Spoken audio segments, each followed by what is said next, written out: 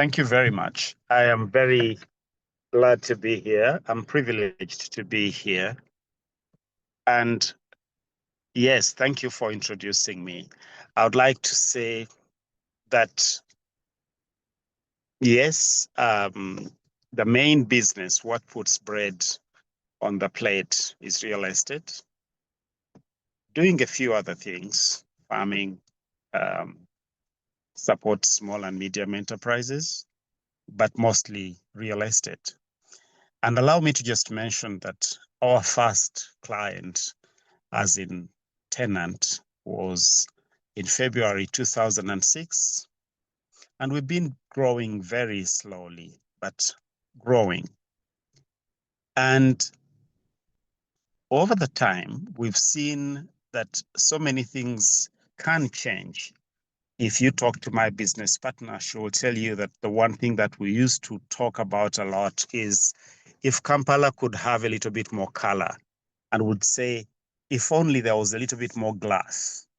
And so we have seen color come in, more companies than one manufacturing paint, and the designs have changed quite a lot.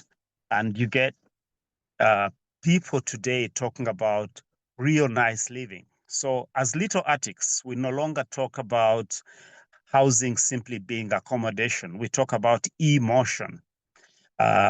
Emotion meaning emotion indeed. How comfortable is it? How is the ambience? What is the air like?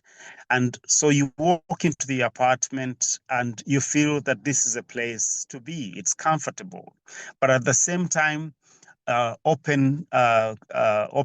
So motion is not hindered, and emotion in that where we used to quarrel with the children to switch off the lights, there should be sensors, at least in common spaces, where if there is no motion, then the lights go off. So we tend to summarize what we do for our client in terms of emotion, comfort, motion, and getting on to E. And so soon it should be possible for one to be able to book an apartment and come in online, and we get things to be sorted. Not necessarily that we shouldn't see each other, but not necessarily having to interface. Allow me to say that over the years, we have noticed quite a number of things. And one of the things I would like to talk about today is indeed that if only we would share, if we could find a mechanism for sharing, those of us who have hustled and bustled, those of us who are still hustling, to enable others not to make the same mistakes or to choose to learn from other people's mistakes. When I think about real estate, I think about people like Charlie Luvega. I think about people like, there is a gentleman who is quietly building Serena Heights, who is getting bigger and bigger, not necessarily international or large companies, but Ugandan real people that have gone it, shall I say, the Ugandan way. And so today, I will not be speaking so much in terms of technical aspects. I'll simply be sharing in order that one may choose to take one or two things and to give my opinion about certain things and how they could be done. And allow me to say that I will start off by saying that everybody has heard about motivational speakers. And because as a people, we've become quite a bit cynical, we tend to hear little, are they called jokes? Are they, nowadays you get memes as well. People saying, I started off with one goat, and today I have, and it's made a joke of. But allow me to say to all of us that actually it is possible to listen to other people. It is actually true that there are people who have gone through journeys And they're not just motivational speakers. And so I'm not seeking to be a motivational speaker. I'm seeking to simply share what I've come to observe, to experience, and what I have learned in order for us to see if it can work at all with any of us towards the tenfold growth. And so that's the background against which I'm going to speak. Allow me a moment, please. Just about. Against that background, when we talk about, when the government comes up and says we are looking at a tenfold growth in our economy, and especially when we say the government is focusing on the ATMs, I hope everybody has heard about the ATMs. Agribusiness, agro-industrialization, tourism and tourism-related,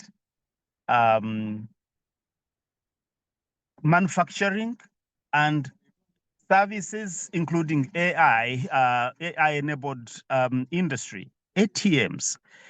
One has to ask themselves, no, it's not manufacturing, it's minerals, I think, including oil, and then services, including AI. One has to ask themselves, where am I? What is the part that I can play? What is the part that I'll play 10 years from today? In the same way, we asked ourselves, let me put it that way, when we were starting out, we asked ourselves, what do we want to do? And believe it or not, it took us a couple of years debating what we wanted to do. I'm trained as a veterinary assistant. I've been working as a rural development worker. Most of the time I was upcountry. I've been blessed to work in virtually every part of Uganda, Karamoja to Kabale. Busoga was the one place where I worked most. And so to me, as a veterinary assistant, it made a lot of sense that we go into agribusiness. And so my very first business proposal was chickens. And we indeed looked here, looked there. We nearly bought a couple of acres in Gayaza, already established as a little farm. But then again, no, chickens smell. And in the end, when we decided, all right, we are going to go into real estate, it then became another debate. What kind of real estate are we talking about? Are we doing low-cost houses? At that time, the Nalia housing estate had just been announced by National Housing. And we looked at the houses, and it seemed to make a lot of sense. You don't have a lot of money, buy one house, pay up for it slowly, and if ultimately, and then it's like, no, if you make the calculations, it costs a lot of money to by the time you finish paying for one house. So we didn't buy Nalia. Let's build our own low-cost houses. Those days, we used to talk a lot about semi-detached. And those of you who don't know, those days, there was no 50 by 100. It was mostly 100 by 100, 25 decimals. And so the Nalia estate, as it started, looked very, very awkward, at least to some of us, like very small plots and very many houses together. And so we critiqued it and we didn't go for it. The point I'm making is that we're very deliberate. Ultimately, we said, all right, we are going into real estate and we are going to be going up. We are not going to be going horizontal. And we also said, we will build houses that will not disturb us, at least for the next 15 years. They should be able to fit where they are. And as I mentioned earlier, we debated the question of design, color. And so when we first got onto the market with our first units, we had the slogan, Little Artics, Amayumba Amalungi. We will not let it out till we ourselves can live in it. And we would be happy to look at an apartment and feel we can live in this apartment. Anyway, it's so many years later.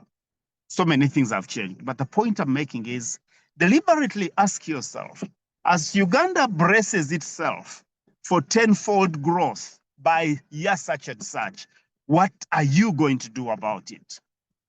And I'll mention another thing.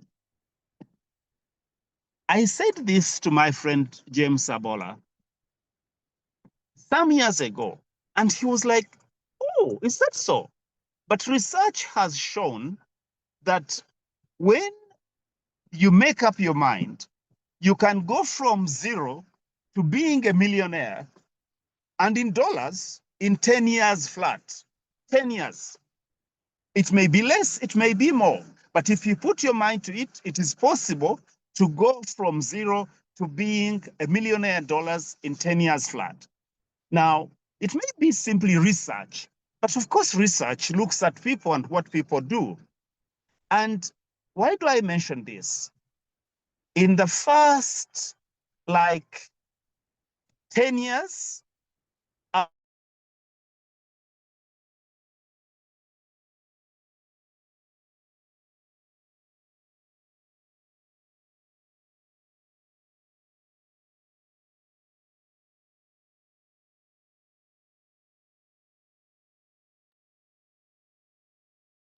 Mr. Iga, we've lost you there.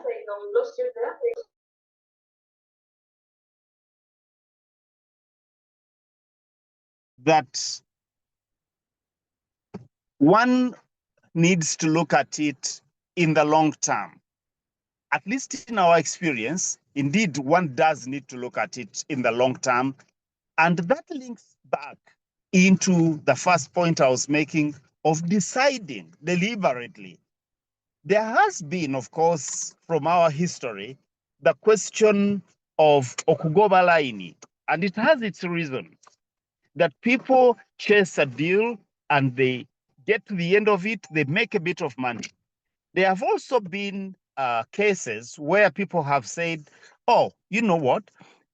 You just take the opportunity. Yes, of course, you take the opportunity. But I ask again, as Uganda braces itself for the ATMs causing tenfold growth, where shall we be? Where shall you be? Where shall I be when that actualization is happening? In other words, if I'm getting 0.00001% of the GDP today as Little Artics, or as Little Artics, when it is tenfold, will I still manage that? Will I do more? How competitive shall I be? And so for us, it was very deliberate. And of course, there are challenges. Our friends said, why don't you do things that you can manage? Because at one point, we were looking to buy a particular location and we didn't have all the money. Now, we will talk about finances as well. But once we had determined, we started looking for opportune locations. We started looking for possibilities to get a little bit more each time.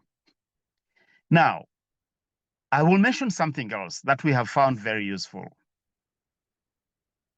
To think in terms of a strategy, people will say strategy, and it may sound abstract, but it can be a very simple principle that you follow, or something you have agreed that you will do. For us, the philosophy was, we don't have a lot of money. We cannot buy big time locations, but we said anticipate where the city will go and go there before the city.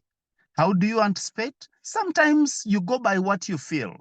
You take a car, believe it or not, would take a car and drive out to a particular side of town, drive out to another side of town, and observe, see what is happening. Those are days when I think people who are not yet in, oh, we've got an estate here, we've got an estate there.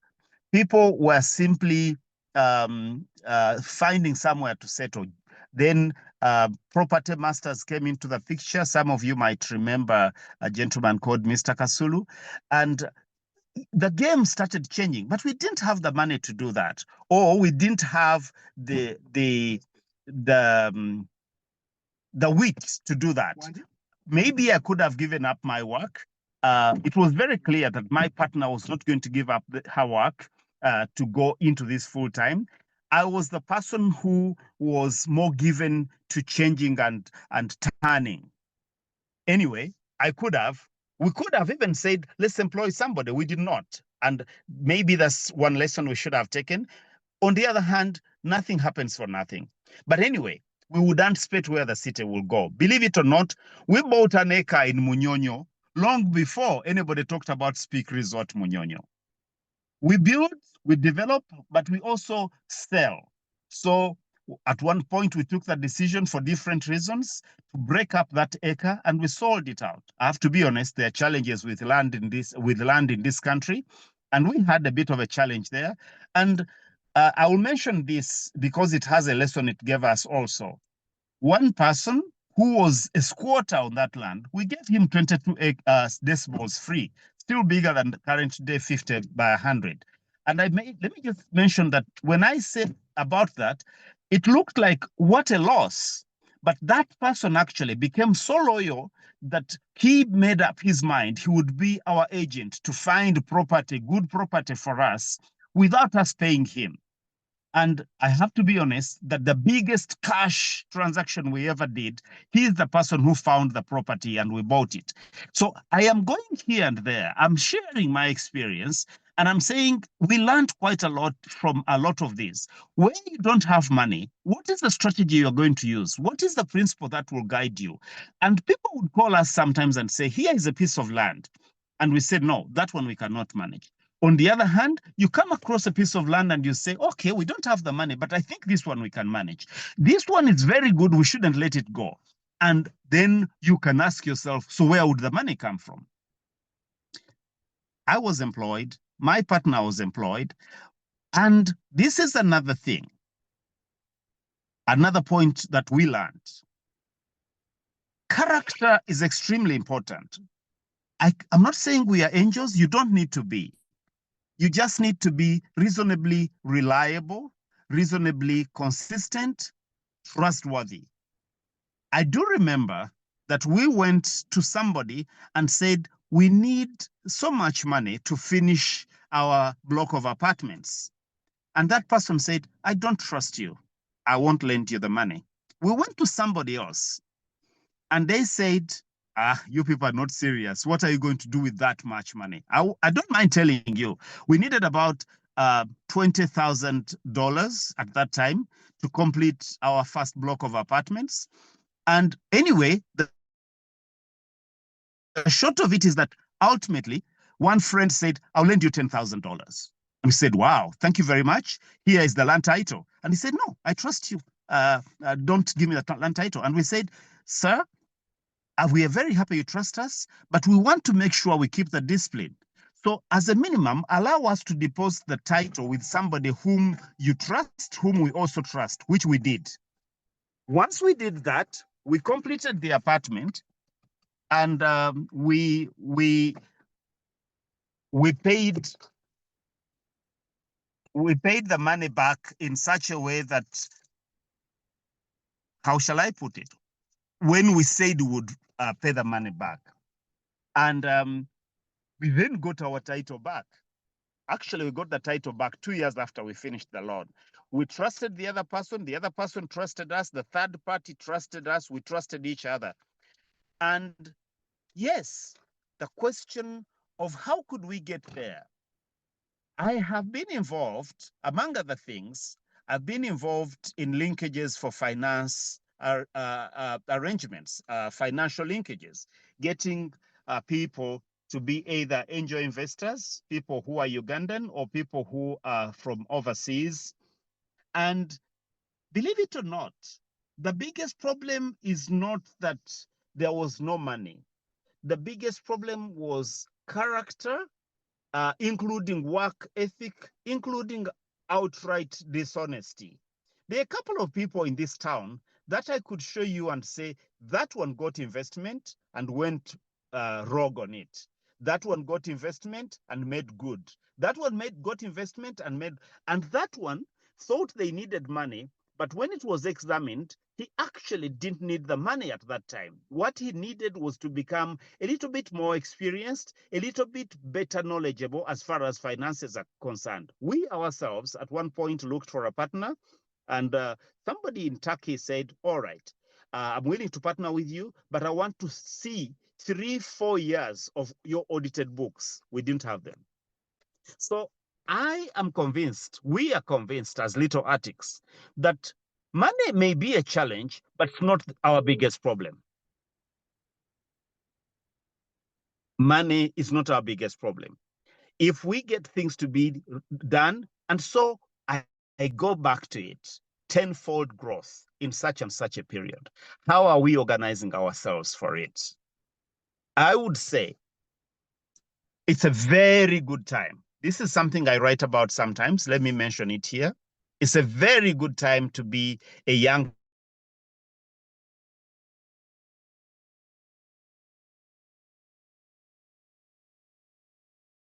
person in Uganda today. Talk calm. It's a very good time to be a young Ugandan, a young person in Uganda. And talk about a young person in Uganda. Of course, I know several young persons in Uganda, but let me tell you about a Lebanese young man that I just met. He is 23, turning 24. He has worked in Central African Republic for a couple of years. And he has said to his family, let me go and start out on my own. And he looked at a couple of countries in Africa. He went here, he went there, he came to Uganda.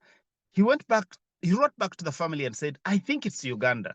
So the other day, his brother, elder brother, who is based in the Middle East, not necessarily at home, came to visit. And they asked to meet, we met, we talked, and they've decided. They've done basic research, they are going to set up in Uganda. I may not tell you what industry, but the point I'm making is, if other people can come and see it, and they do basic research about it, and they validate it, what about us? And so, 2003, when we took the decision, we are going into real estate, we were sitting on 11 decimals in Kabowa. Today, we have locations in Kabowa. We have locations in Najera, Kulambiro, Bugolobi, Makindye. Not all of them are developed, but that's another point that I'm introducing. After you have decided what you're going to do and you're committing to it, learn as much as possible about it. I'm a veterinary assistant. I studied agriculture at university. I went on to join Enterprise Uganda, get trained in mentorship and SME development. And guess what? Here we are going into real estate. Why? At first, it was because that's what is happening. We read the signs. National Housing is setting up estates. People are doing their semi-detached. Those days, there used to be 3-4 houses in a line. We've got a friend who always said, no, there will always be land. So don't spend so much money on making a slab. There will always be land. And when the time comes, we can build upwards. Yes, that's also a strategy. But we said we are going to start right from scratch, building upwards, and we will not do houses that will shame us or will look funny in 15 years. We said we will not roof with iron sheets. The quality of iron sheets at that time was such that after 5-6 years, even the pre-painted ones would start peeling off. We said we'll use tiles. If you look at Makere main building, so many years later, you just scrape those tiles and they still are good. And so we decided to do that, setting a certain standard. So when you look at it, what will you do? What do you know about it? And so we read. I keep joking that my biggest lecturer in real estate is a man I've never met. He's in the US, he flies to Australia, he teaches real estate. And he said, one of the things he said is, do not get too attached to any property. Now, I'm speaking for my company, I'm speaking for real estate, but you might be in cattle, for example, and it might be that do not get too attached to Gaju if you are there to make money. But if you're there for sentiments, you can. On the other hand, you might say, I'll never sell Gaju because every year she gives me a calf. The question is, what is a good cow? A good cow is one which gives you a calf every year. If you are interested in numbers to grow and sell. On the other hand, a good cow might be one which sways and swings like a princess and may give you 2 liters of milk, but looks so beautiful. Decide if you're going to get into the 10 times growth. For us, read, read, read. I don't know how many people have heard about the rule of 100, to 30 to 10 to 3 to 1. Know about 100 properties. Get a little bit more serious in terms of 30, then shortlist them to 10, make a bid on 3, eventually buy 1. But we tend to have 1 and we go for 1. Now, this may not be always so systematic, but if you've decided to go into what you go into, broadly know where is the best estate. Now, on this point, let me end on this, educating oneself. Not too long ago, the government announced 10 cities in Uganda. Never mind that other countries do it differently. We announced 10 cities. And I say to my friends, good people, 10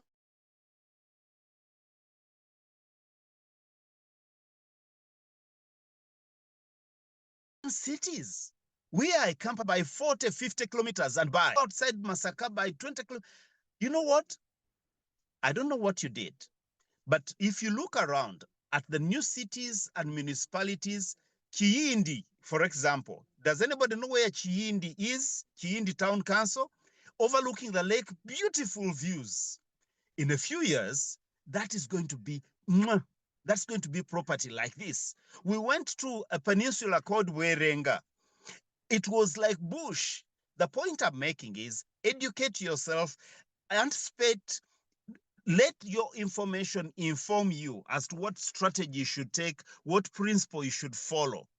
You may not have the money, but it is possible to do what you want to do if you fully look at it. Maybe not fully, but comprehensively enough look at what you want to do. That's another thing, another. Now, another thing that helped a lot is to get ongoing support, technical support and education. I've already talked about a little bit about finances, but let's talk about something linked. We talk about knowledge as in reading, as checking up, but what about going to Enterprise Uganda? What about actually putting in a little bit of money, a little bit of time, and going and getting proper. When I did the Enterprise Uganda Entrepreneurship Training Workshop, those days it used to be 10 days. I tell you, it flipped me over completely, to the extent that whereas I had just joined Enterprise Uganda, which I always admired from afar, here I was, I'd just been given a job. I thought it was beautiful to work at Enterprise Uganda. The moment they took me for the ETW, I went to my director and said, Ma'am, thank you very much. After the contract of 2 years, I don't want to renew. And she said, look, you were head sourced. I was one of your referees. It looks like you want to go, what's the word? Like to not fulfill my contract. I said, no, I will. But after, I don't want to renew. Because I'd been so energized and I thought I had seen so much in terms of something clicking in the mind. Indeed, after 2 years, I told Enterprise Uganda, I'm not renewing. I had been given a promotion. There was a bigger program coming. I said, I request not to the extent that in the end, they allowed me to not be an employee, to go into my own consultancy and concentrate on real estate, but they allowed UNCTAD to give me another contract independently, such that I could do part of the work for Enterprise Uganda and partly out. The point I'm making is that get the technical training you will need. If it's business acumen, get it. If you want to be the best person in concrete laying in Uganda, go to South Africa. There's a concrete association there. If you want to be the best chef, if you talk to the gentleman of Kaveli, it's the same gentleman of Pietro, he will tell you. He sent young people to America, to Germany, to learn how to do the things they do best, and they do them best. If you talk to the person of Bread House, previously an engineer, in other words, you may not have been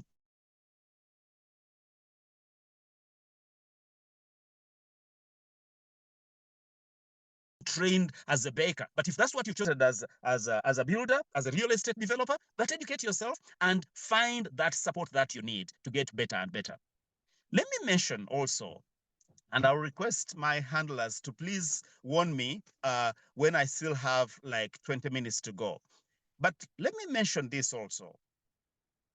There tends to be 2 things why, maybe 3, but I think I'll stick to 2. And I noticed that Mr. Ochichi talked about it the other day in a different wording. But there tend to be two things why we don't actually take off, why we do not take off and grow. One is that we get so tied up in the situation today that we fail to see the situation as it could be, as it can be 10 years later. And we even create every reason to sustain that situation. When it is not reason enough, it is an excuse. And most of the time it is an excuse, but we make it a reason. We say, we don't have the money. Oh, but you see, I've got my whole family and I must maintain my job. And you see, my job takes up all my time from 8 to 5. I don't quite have an education. The mind finds reasons to justify its beliefs. And I've kept saying, I don't know if any university has started it or any college. It doesn't have to be a university. If there was a place I could go to learn thinking, if I could send a young person to a place where they teach thinking. I've spoken to Dr. Sentongo about this, and he said, yes, philosophy is about thinking, but where I teach, we don't allow people to do a master's in philosophy if they didn't do it at the bachelor's level. But I'm talking about even at secondary school level. Why? I don't know if you know about why. It is said in psychology that you haven't understood an issue until you've asked why at 7 levels. I'll give an example. One of my daughters gets involved in a strike, and she's singled out as one of the ringleaders. And things go bad. She has to be arrested together with others. I go over to the school and they say, go to the police. I go to the police, I talk to my daughter, she has her reasons, and I go back to the school. Eventually, a school meeting is called and I'm asked to talk to the school because I'm one of the parents of the children who led the strike. Up to today, a number of people in that school, so many years later, call me why. But the reason they call me why is because I say to the children, when you are told to wear your uniform, do you ever ask why? And they said, it's the school rule. And I said, why? And one person gave a reason, and I said, why? And I went on and I said, until you've asked up to the 7th level, you've not fully understood. The school wants us to wear the school uniform. That's the rule. Why? Because we should be able to be identified readily as belonging here. Why? Because in case of anything, they can be able to say that. Why? In case up to 7 levels. Now, in the same way, I think that when we look at why we don't take off, there are so many reasons. But I'll tell you that the main reason is that we get stuck in today, and the mind finds all sorts of reasons to not take off. And unfortunately, a lot of the time, those reasons are probably left on the 3rd why. But if we were to take many of these reasons and take them to the 7th why, we would deal away with them, we would see them as excuses. I don't have money. You see, I was born in a poor family. You see, I'm struggling to. Let me say this and leave this particular point. I didn't go to university as a given. I actually failed my A-levels. Ultimately, I end up in the veterinary institute. I become a veterinary assistant. I go back to work. When I do mature entrance and I get admitted, the year I did the mature entrance exams in January, the person who had the biggest responsibility in my family actually died of an accident. But the results came, I had passed.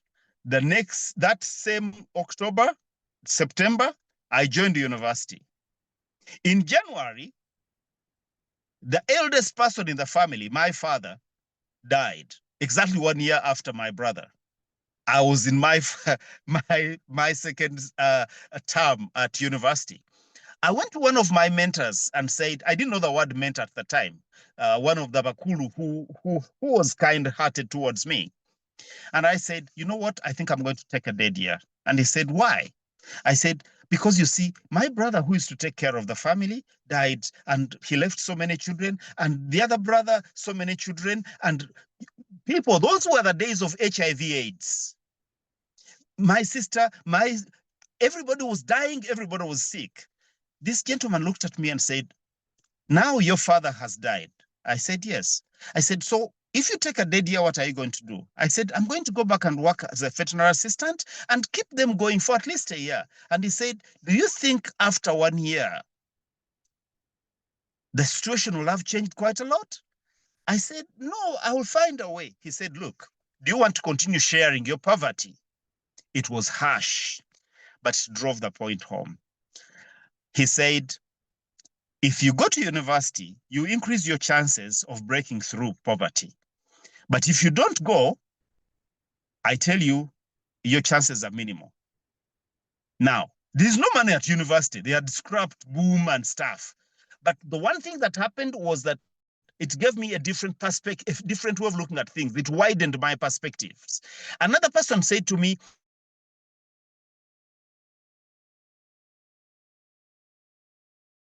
if you don't go to university, you regret. And he said, you know what? Whether you go to university or not, those who will die, and those who will live. Go to university. I used to pump fuel at a petrol station in Wandegea part of the time, and I used to work on a pig farm somewhere in Lumuli in Seta some of the time. And never ask, don't worry, I can give you in detail later how that used to happen, but it would happen that 2 times a week I'm on Lumuli farm Seta, and 2-3 times a week I'm at the petrol station, and still I'm in class, and The point I'm making is that after examining it, it became clear that you can break through those excuses. And unfortunately, and that's one of the reasons why we agreed with Enterprise Uganda and the people who are behind the scenes that we should find more people for us to share what has happened, not just as motivational, but that we may see that we can work together. And for me, I'm telling you, I saw, even without knowing the whys yet, that actually, when I went to university, the people who lived, and the people who died. One of my sisters, when she got herpes zoster, and she was in a very, very bad way, everybody knows about Chisipi, she needed a cyclover, and it was so many thousand shillings per day, and she had to go on for God knows. I don't remember how I got that money, but I would get the money. She didn't die. She died well after I left university. But there was another sister who died. There was another brother who died. So those who will die will die. In other words, let us not allow ourselves to say, oh, you see, I won't start. Don't say, I don't have enough money. No, decide what you want to do. 1 or 2 things. Educate yourself as much as possible. Get into it. Of course, find partnerships that you can. My biggest partner has always been one person that we've worked with. And that takes me to the other point. The other reason why we don't go very far, in my opinion, is that apart from getting stuck in today and we fail to see 10 years from today, is that after we've worked for 5 years, we arrive. I call it suffering money the second time.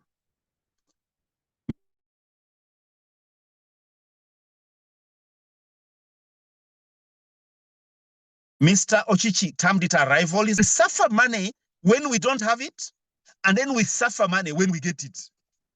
Before you know it, because we've got a block of 4 apartments and rent is coming in, and I still have my salary, and my partner also has their salary, and people are dying to enter our apartments because they're nice, you start spending it like there's no tomorrow. But what is more is you lose the discipline. The discipline to say, what are we doing tomorrow? What about the year after? What will it take? You remember we said we shall be going out where the city is going, and we go there before. Where are we looking this time? Oh, okay. But Yes, it's true, we got a little bit of money. How shall we use it? Before you know it, people who were partners are no longer speaking to each other properly.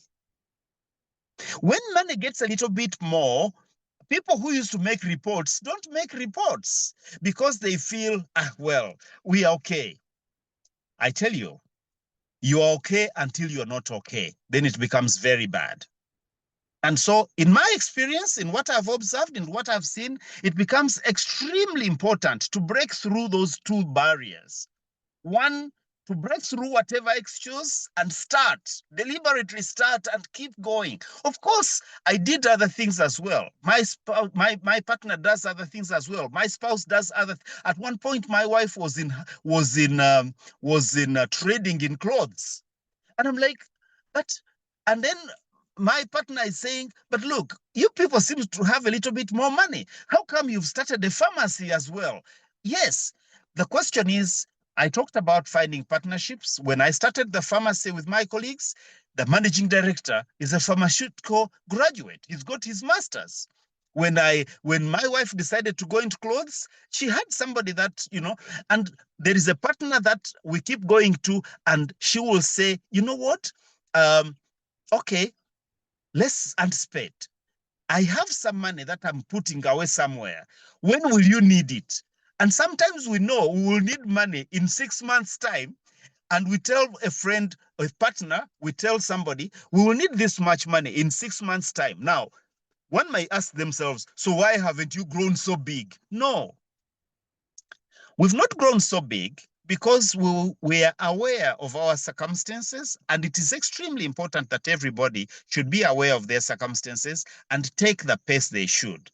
That said, I now go away from suffering money twice being a big reason, a big point, to another piece of, shall I call it, for lack of a better word, pardon me, in all humility, another piece of wisdom that we garnered is, do not stay too small too long. I think we have stayed small rather long. Those of you who know about Little Artics, you know that last year we joined BNI. I've talked about partnerships and networks. BNI is one such. Enterprise Uganda's network is a great establishment. Makerere University Business School Entrepreneurship Center does their best. But if possible, get into subscribed networks.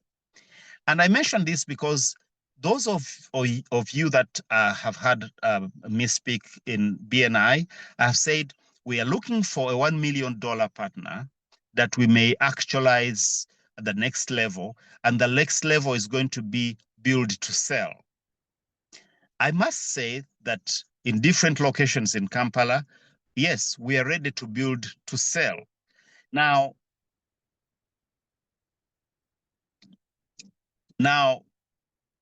when I say do not stay too small too long, it looks like I'm contradicting myself. I'm not.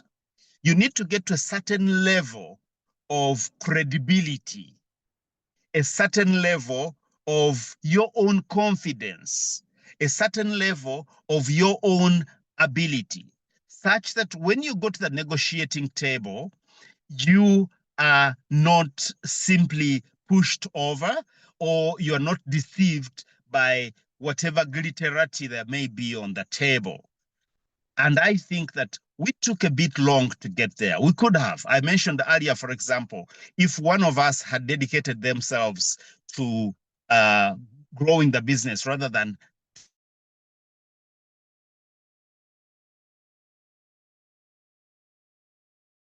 to do double work. You're working at a different topic altogether, how to do a side business. I think I've even got an article published. We can talk about that another time. But the point I'm making is that we had reasons for staying the way we stayed. But I will say, if I was to go back, the one thing I would change is I would push to get a little bit bigger faster. So do not stay too small too long. And as I mentioned, do not allow yourself to be tied down, because there will be all sorts of reasons. And I've said, don't suffer money a second time. That you suffered it when you didn't have it, and then you suffer it when you have got it. Along those lines, I draw a certain amount from the company. and I don't even sign for it. And if the person who signs for it doesn't sign for it, I'll wait. I ask for an advance, and I will say I'll pay for it over the next 4 months. I sometimes meet people who knew me from the past, and they say, "How are you?" And I say, "I'm okay." "Oh, we heard you here and there." And I say, "Yes. Also, what about this?" And I say, "Okay, that's something to think about, but I need like 2 months time to." "Oh, but you guys, you." And they say, "No, everybody has money. It's a question of how much money, but especially how much money you'll use for what. What is the money purposed for?" And that links back into what I'm saying about not suffering money twice. If you lose the discipline, even as we're starting other things, we sit down. And now, so therefore, let me talk a little bit about financial skills that have helped us. I sometimes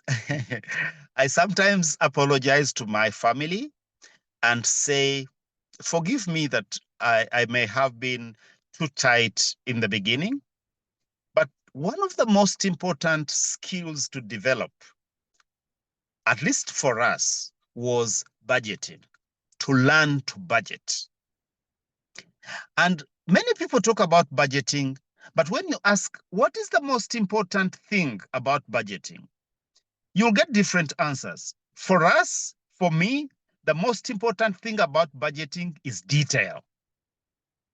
We would budget to the point where we would decide that Mama in the East will get this much money per month, and Mama in the West will get this much money per month, and Papa will get this much. And we will buy clothes for Iga, 1 pair of jeans a year or 2, and we'll buy shoes and we'll pay fees and every detail, including what the home food will be like. Because if you are going to get somewhere, I tell you, detail. The Muzungu says, the devil is in the detail. I keep saying even the gold. Gold does not come in solid chunks like this. It comes in very fine, very, very fine crystals. And then you work it and make it into whatever shape. So it's not just the devil that is in the detail, but I tell you, budgeting, the detail is so important. You don't forget things so that these so-called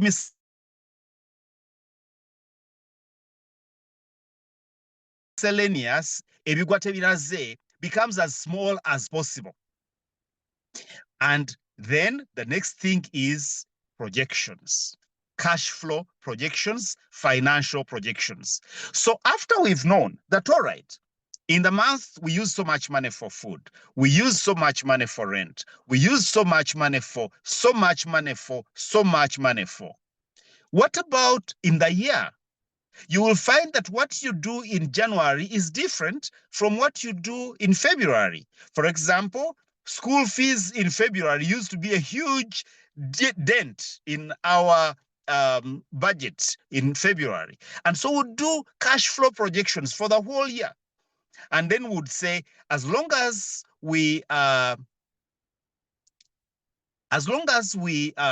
in green at the end of the year, no problem. So in May, we shall be in red. And now this is beginning of January. So we reach out to a friend and say, will you lend us this much money in May? In fact, we would say, we would like to borrow some money, this much. And they would say, oh, I don't have it now. And we say, no, we don't want it now. We want it 5 months later. Oh, okay, we shall see. We say, no, we would like to get a proper commitment because we are planning now. And they say, all right, I'll find you this much money. And 2 months later, so budgeting, cash flow projections helped a lot. And another thing is the actual costing. People talk about doing an acre of maize, an acre of eucalyptus, building a semi-detached house. What about costing? How good are you? And you might say, oh, other people will do it for me. All right, other people will do it for you. Put that cost in your costing.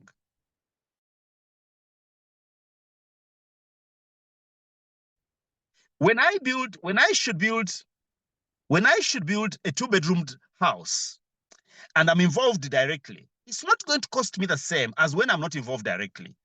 I think it's his director, Noah, at Enterprise Uganda, who keeps saying, cost it. If you don't cost it, it will cost you. And one good example is how your brother tells you they are making good money from groundnuts in Amuru. And you say, oh, good. So you made much money. Yes, I got so many bags of groundnuts. And you say, okay, you know what? I'm going to send you money. You do an acre for me. Do quick calculations and you see. You know what? Before you know it, you've sent money. At the end of the season, he's happy. He's bought another bicycle or another set of oxen. And you are hardly breaking even. Why? What you didn't realize is that he didn't cost his labor, his own involvement, but you had to pay for extra labor, the labor, because your brother and his family could not do that extra acre for you. Cost. Today, most agricultural enterprises, production enterprises, actually don't make money. But because most of the farmers do not cost their labor, they subsidize our feeding, those of us who do not produce our own food. And so whatever you choose, one key thing is cost it. So I talk about skills, budgeting, projections, costing. Another thing that we tend to talk about, but we never do, is building effective partnerships and working in a cooperative way. You see, most everybody in Uganda is a smallholder. I don't know who is behind the screen, but I can bet and win that 90% of the people on this forum today are smallholder, including me.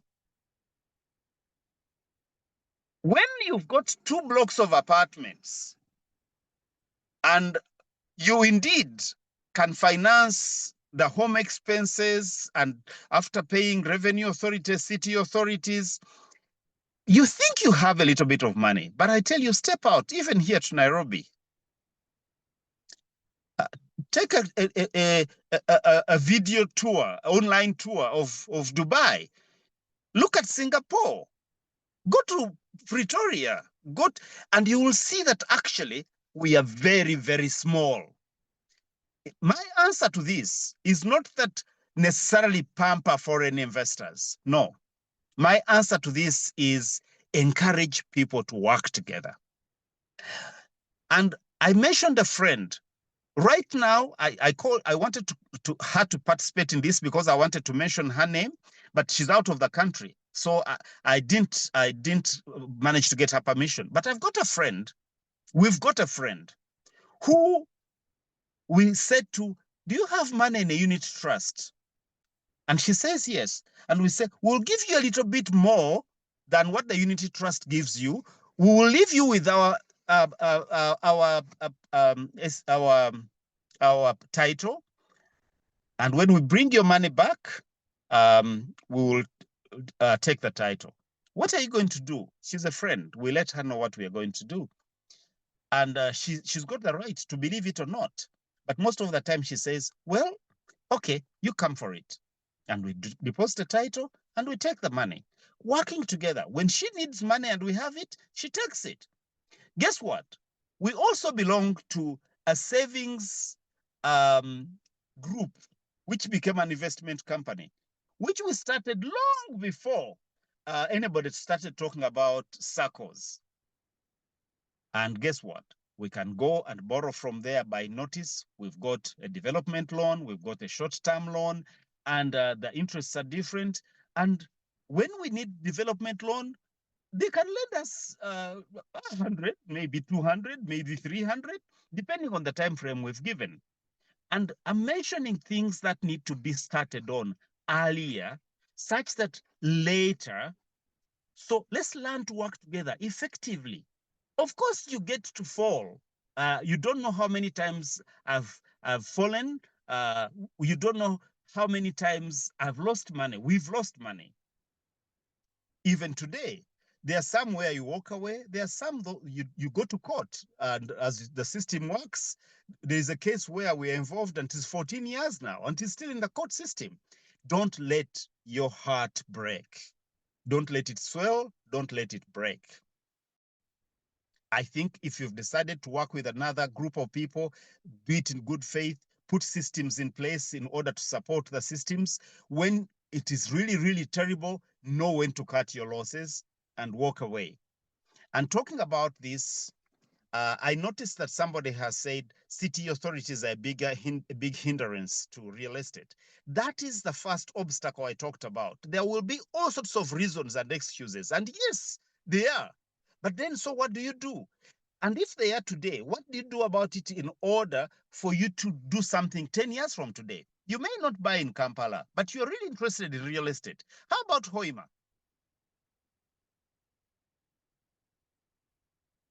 How about Hoima? How about Gulu? People tend to stick in Kampala and around Kampala. But there are places that are going to happen, I tell you. If you're interested in real estate, go there. If you're not interested in real estate, but you're interested in food, go and set up a restaurant now. If you are still having your job and it is what gives you the money, find a partner, write things out. I know a group of young people who started an IT company years ago. I was still working at Enterprise Uganda. They were 5. And one of them said, all right, the 4 of you are working in a bank, you are working here, go and work. Me, I'm going to work for our company. Oh, but how will you survive? And he said to them, each of you will give me 15% of your salary, and I'll end up being here. Anyway, to cut it short, they worked it out in such a way that they kept supporting him and they kept writing it into the law, into the books, such that when they started breaking even, they recovered the loans. And even Revenue Authority allows that when you make losses in the first years and you've kept your books, you can, once you start breaking even, you can claim your losses. I know of another company, a law firm. These young people, one of them had to go away because he was offered a master's in Harvard and he had to leave just in the process of setting up. But they set up a company, deliberately asked for support from different sources. And at the end of the day, they set up a company which 3 years after they set up, it was voted the second best new company in Africa. I mention this because I know that we can. I know that 10 years from today, if we make up our minds today, going through all these challenges, and we can go into detail. Someone talked about a forum that we can. We are trying our best to set up different fora where we can discuss. But one of the challenges we find is that a lot of the time we lose the discipline of keeping on. I tell you, people will be even insulting to you.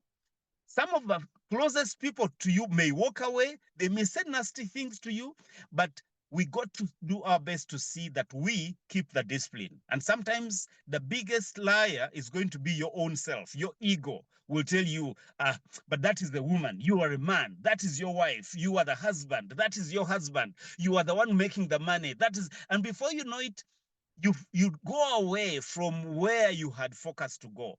But if you stay focused, I am not sorry that we went into real estate. And actually, let me put the other way, more positively. I'm very, very grateful that we went to real estate when we did. Even though different challenges come up, losses are made, things are slow. At one point, you got to deny your family things. You deny yourselves the things you like to do. You may even compromise on the school that you want to take your children to. As long as you make sure that it's not the school, but the quality, it is all right. In the end, it will be all right. And so one has to decide, where do I want to be as Uganda grows 10 times so many years from today? You can go from 0 to being a millionaire in dollars in 10 years flat. And let me end with this. If you're not okay today, it's okay. But if you're not okay 10 years from today, it's not okay. Thank you very much, ladies and gentlemen.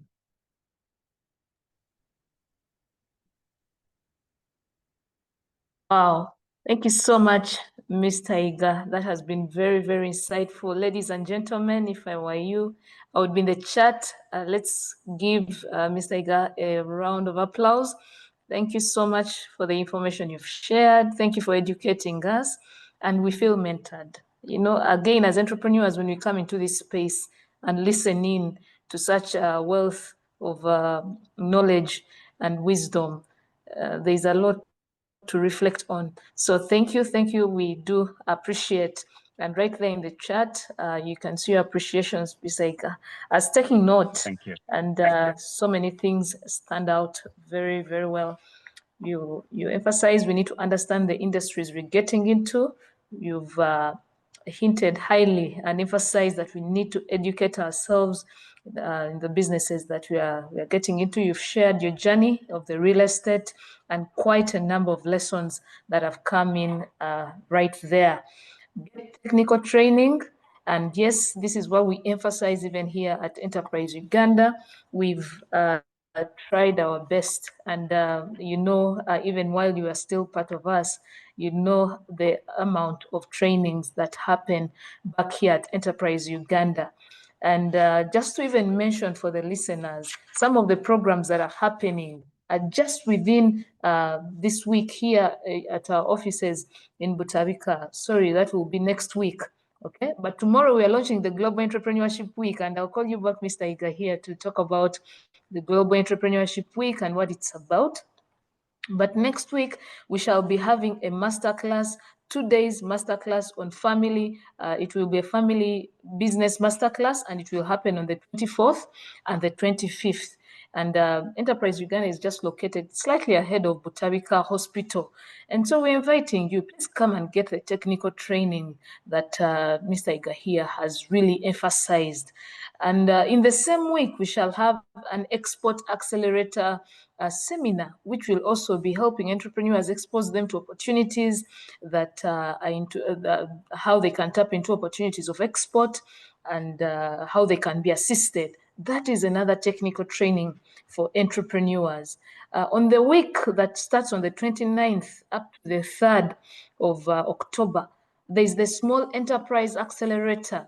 Mr. Iga has clearly mentioned that we should not stay too small for too long. And so Enterprise Uganda has crafted a program that can help small enterprises to scale up and accelerate very fast. And so please do sign up. Please call the Enterprise Uganda offices, and I'll be sharing some contacts. If you're not part of the Enterprise Uganda WhatsApp family, please, I shared the links. Please go to the chat and tap the link. And then on the 13th to the 18th of October, we have the entrepreneurship training workshop that Mr. Iga has talked about. That is the one by UNCTAD, the UN Trade and Development Training. Please, entrepreneurs, we need to embark on a journey of continuous personal development so that we thrive, but most importantly, so that our businesses can thrive.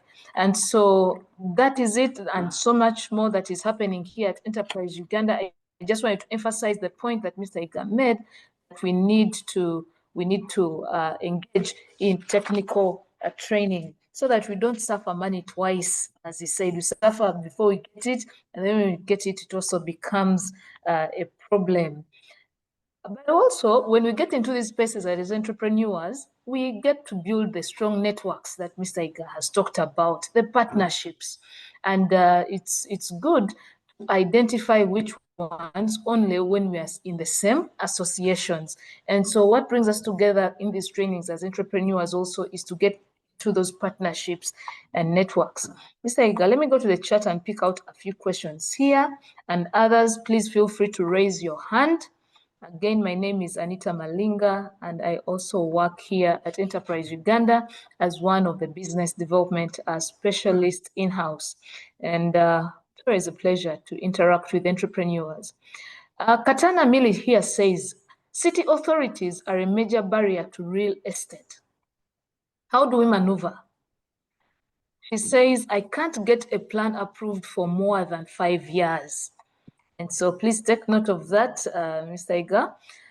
James here says, a good presentation. Please speak to succession planning in enterprises. Please give practical tips. Now, now Olwen James, I've mentioned that we have a family business masterclass, and here succession planning is one of those topics that will be hinted on. Please make sure you attend. That's the 24th, 25th of this month. Mr. Iga, I think you're taking notes. Please, let me see here. Thank you for sharing and mentoring us. Challenge of working together is trust. Some of us are senioring in years and we fear partnering with energetic young people. Right there, that's a concern. Maybe Edisa, Place of Hope, would like some guidance. Okay. Justina, yes, we are going to share the recording we usually do on our YouTube channel. Please do look out for it. What software do you use to track your revenue and expenses for home? That's Irene Navagala asking right there. What software do you use to track your revenue and expenses for home? Enterprise, will you have see, that question is not clear. Yes, I'm going to share the link again. When you're part of the Enterprise Uganda WhatsApp family, it's not an active group. Don't get worried that you're going to get bogged down with messages. It's a closed group. What we do there is to share existing opportunities, training workshops like this, and that's where we also let you know in case we have networking events that you can participate in. And so I'm sharing the link once again as I invite Mr. Iga to respond to these questions. Thank you so much. Thank you very much, Anita. Thank you very much, ladies and gentlemen, for I've read some of the feedback. Thank you for your compliments. I wish to emphasize that I sincerely think that we are all smallholders, and that's not a bad thing. If we are many enough, if we hold together, we are many enough to overturn the market, be it in agriculture, be it in real estate. If you look at Kenya, the chamas control a lot of the real estate development in Kenya. They control a lot of the transportation industry in Kenya. If you look at Denmark, they may be developed countries, but they still believe quite a lot in working together in cooperatives. And it's amazing how much we can do when we stick together. I'm mentioning this because I want to start on this question of trust and working together, especially we're getting older. Yes, we are getting older. We were younger once, maybe not even once. We are probably younger longer than we are going to be older. And so when I speak here, I think a lot about the younger people. And I mentioned that it's a good time to be a young person in Uganda. Do try and set forth. And if you break your canoe when you are still 25, it's very good rather than to break it when you are 45. Because at 25, you probably swim ashore and find another tree and negotiate another arrangement and make another canoe. And probably that second canoe will be better than the first one. And you might cross the water body. But if you break your second one, if it sinks, if a hippo hits you, I think it's still better at 30 than when you wait until you're 50. Let's make our mistakes younger. But what is even better is that we don't have to make as many mistakes. I noticed Sharifa, nice to have you here. Sharifa in Namungona, I think. I remember saying to Sharifa when she came into my office one time after she finished university, I said, how are you? She said, I'm fine. What are you doing? She said, we are hustling. I said, no, we hustled. You stop hustling, organize. So break a canoe, but not out of ignorance. Learn as much as possible before you set forth. Now, even if you are older, the trick is your risk. That's another good thing to do, to learn how to manage risk. And there, by the way, methods even. For example, let's just say, for example, I am retired at 55, or I've accessed my NSSF money at 55. Younger people will say, Auntie so-and-so, Uncle so-and-so, you got 300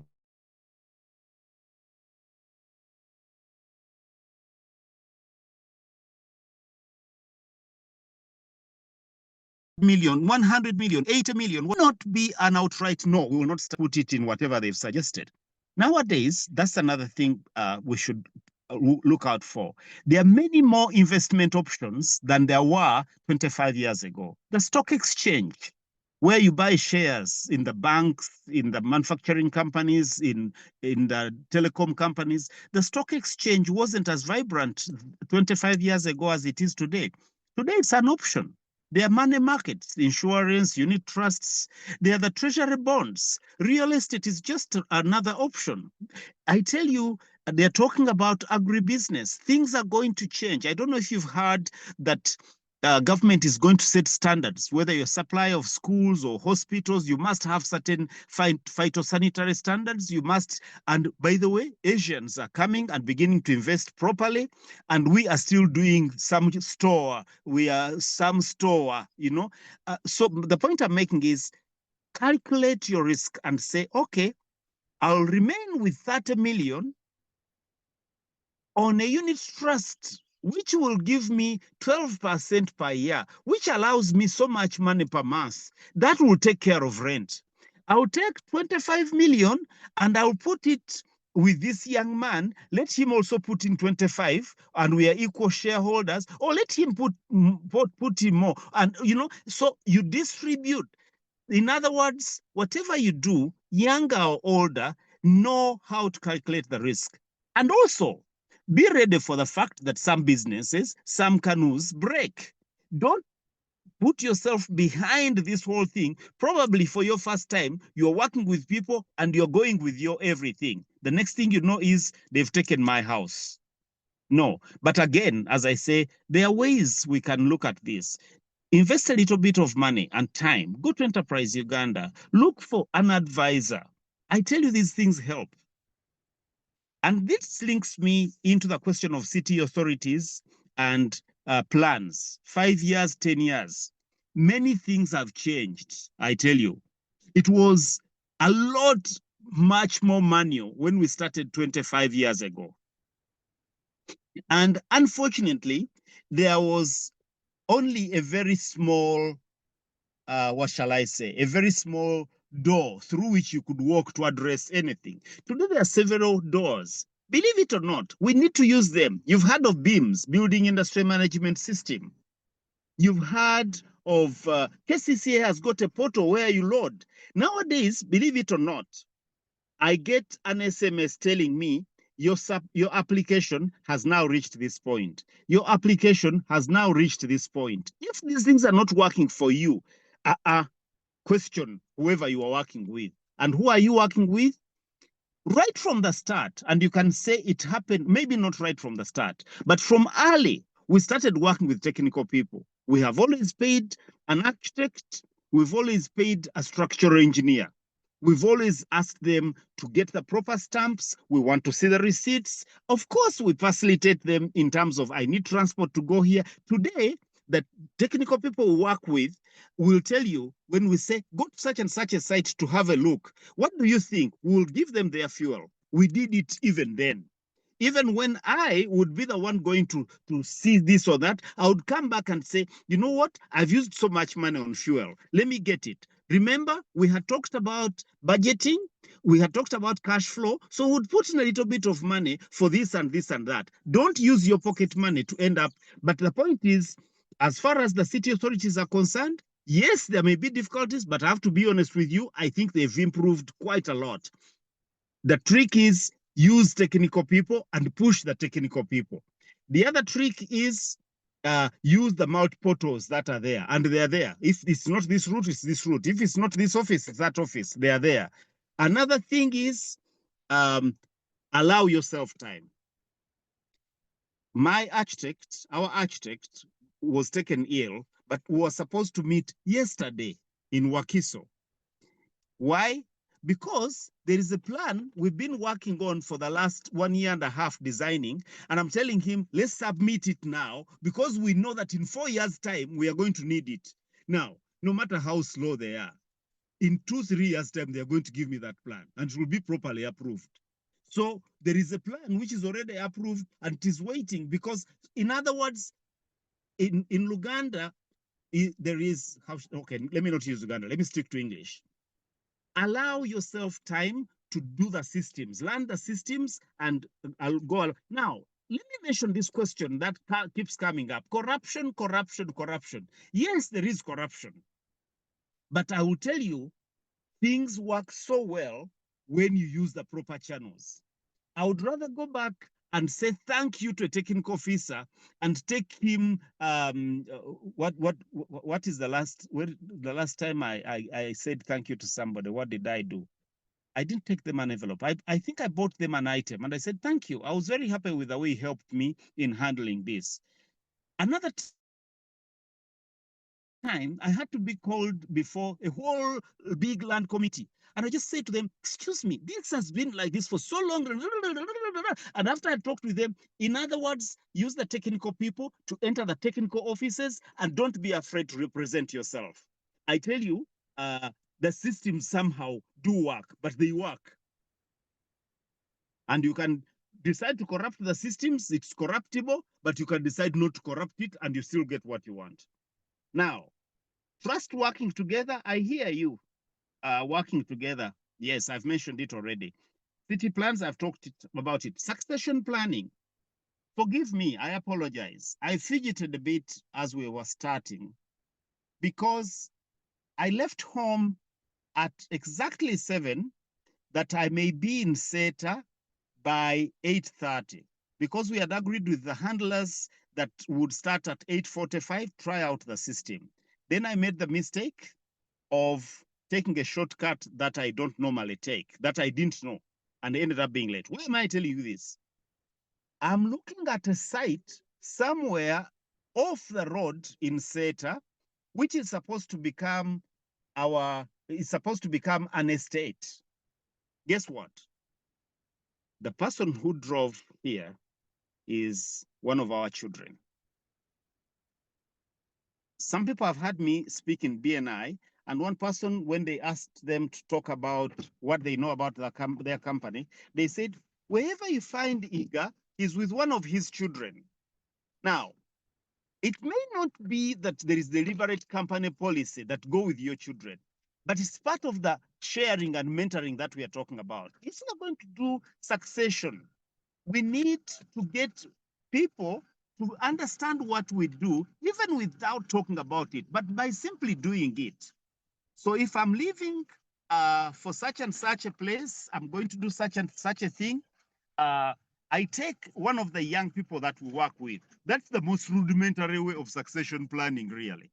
And it does not necessarily mean that the person you are with today is necessarily the person who will take your role tomorrow. No. Another thing is to deliberately have people positioned and even remunerated to understand what you do. For example, we've got an administrative assistant for finances, and we've got an administrative a management assistant for operations.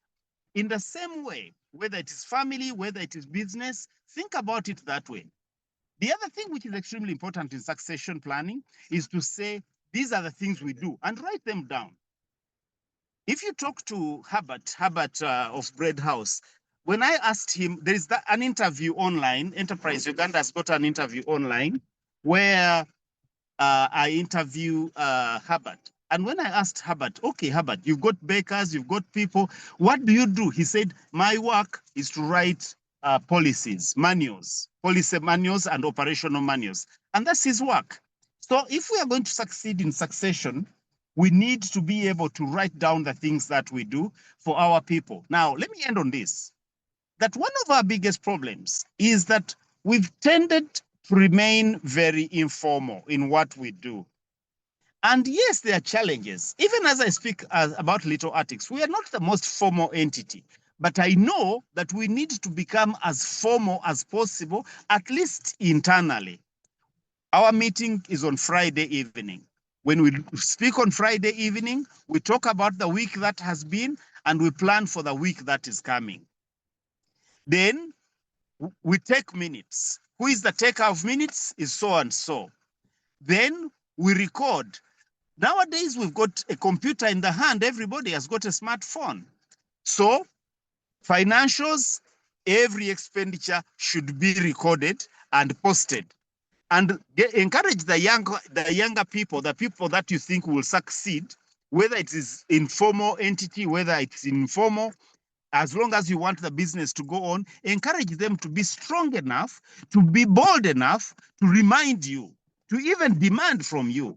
You said you spent so much money. Can we have the receipts, or can we have the mobile money? So when we talk about succession, we are not talking about simply saying so and so will be my heir, so and so will be the ED. No, we are saying, what are the systems that will grow the institution? And the systems don't have to be very complicated. They can be as simple as we keep the records, we analyze them every week. How much did we spend on water? How much did we spend on electricity? And that becomes a system. When I joined Enterprise Uganda and got training, that's where I first learned of it, that when you do something consistently 21 times, it becomes a habit. So do that consistently. Before you know it, people know what you're doing. They know where you have been. They know one of the biggest challenges is that we've been chasing deals and you are the only one who knows how to do what. No, it needs to change. That somebody knows, that you write down, that you have a regular, predictable way of doing things.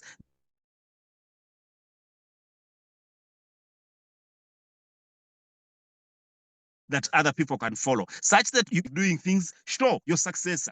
If you enter your URA records, let someone else do it as well. That's what I would say. There are many things. Go to Enterprise Uganda, or ask for a formal arrangement, and it can be looked at in detail. And that's where I am. Thank you so much, Mr. Iga. Thank you. Please just talk briefly about the Global Entrepreneurship Week, the Global Entrepreneurship Network. And thank you for those insights. I know. Yes. Thank you very much. Ladies and gentlemen, I was selected to be chairperson of the Global Entrepreneurship Network, an arrangement which seeks to grow the entrepreneurship ecosystem all over the world, globally. And in the case of Uganda, I'm the chairperson. Now, we do a number of things to grow the ecosystem, be it looking at policy. We have not been loud in terms of advocacy, but I can assure you a bit of lobbying does occur, linking and networking with other entities, MDAs and private sector, looking at the question of financing and financial linkages. That doesn't mean that we are money bags and we're putting in money, but for example, how many angel investors do you know in Uganda? What is an angel investor? Getting young people to critique their ideas, to invest, to interrogate their thinking, to create bankable plans, to even manage to pitch their ideas for possible financing and technical support. Global Entrepreneurship Network seeks to grow the entrepreneurship ecosystem. And one of the major events of the Global Entrepreneurship Network is the Global Entrepreneurship Week, which we hold in November. The exact details will be given to you. Now, to be able to effect that properly, to execute that properly, we partner with all of you, different stakeholders. It may be that you manage a radio station, or you program manager at a radio station, a TV station. It may be that you have a business which is in food processing. It may be that you are a farmer, but you can influence others. The idea is that we get together, and for that 1 week, we are all reaching somebody, to reach somebody. We are doing something. It may be a training, it may be an exhibition, it may be a visitor day, it may be a talk on the radio, it may be a lecture in a university, and we amplify the voice that says we need to grow the ecosystem. And so tomorrow, we are launching the partnerships for that. At Enterprise Uganda, yes, in Butabika, 8:30 is when we start. The program is going to be shared. And if you feel that you would like to be one of the partners who will do something in November to mark the Global Entrepreneurship Week, do contact the organizers, the people I call the people behind the screen right away, and you will get opportunity to be considered, and you can be invited immediately. Already people have been invited. The numbers may not be fully taken. Do reach out either to Derek or to any of us, and the different people at Enterprise Uganda. Just reach out immediately by SMS, by email, by whatever means. And tomorrow we are launching this. Now in November, so tomorrow we'll agree. What will you do in November? What will you do in November? You may be in Palisa, you may be, and all that you will do will be captured, and it will reflect on a global system, and then we take it all forward. That's what I've been asked to talk about. I hope that I've talked about it well enough. We've got a board of that governs this arrangement, and we do different activities. Some of you may know about it, and you'll get to know more about it. But especially now, we are talking about arrangements being made tomorrow with our partners in order to actualize the Global Entrepreneurship Week in November. You are welcome to this. And you've talked about it very, very well. Thank you so much, Mr. Iga. You've done us well this morning. Ladies and gentlemen, our time is fast spent, but in the chat, they are saying thank you. And yeah, Millie, we see your thanks for moving to a more reachable location. Yes, just ahead of, slightly ahead of Butabika Hospital, you'll be able to reach Enterprise Uganda.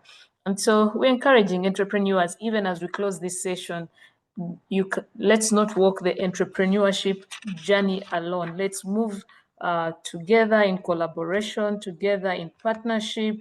Let's grow together. Let's be part of networks and associations that enrich us, but also that take our businesses forward. With that said, I'm going to invite Mr. Iga, I'm going to invite you again. We don't have any more questions. The question on the program for budgeting wasn't answered. Okay, we will have more of these conversations, and we've taken note, but we need to bring the session to a close. I'd like to invite you to give your parting shots so that we bring this to a close. Over to you, Mr. Iga. Thank you, Anita. Thank you, ladies and gentlemen. I think that we could, all of us, decide that we'll play whatever part we'll play, but let's decide. I think there is such a thing as the power of conscious decision.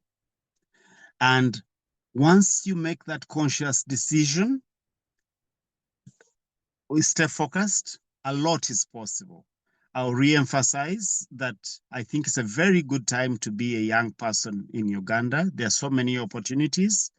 And yes, I know that there are so many challenges, but personally, I'm convinced that what, for example, we have done with Little Artics in the last 22 years, a lot more can be done in the next 10 years, a lot more than what has been done in the last 22 years. We thank entities like Enterprise Uganda. Of course, we thank the government that enables entities like Enterprise Uganda. And we thank all of you who are making every effort.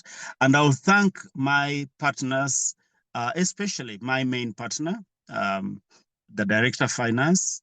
And of course, I thank every one of you because I know each and every one of you makes effort. What I want to leave with us is that, at least from what I have seen, it is possible. Let's break through those two reasons. The reasons that stop us from thinking ahead because we are so tied in the present, and the reasons that cause us to suffer money a second time.